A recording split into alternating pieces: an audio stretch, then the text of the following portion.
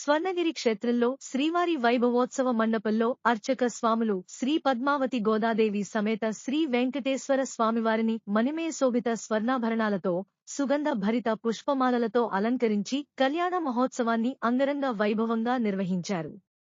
భక్తులు శ్రీవారి కళ్యాణ మహోత్సవాన్ని కన్నుల పండుగగా తిలకించి ఆనంద పరవశులైనారు.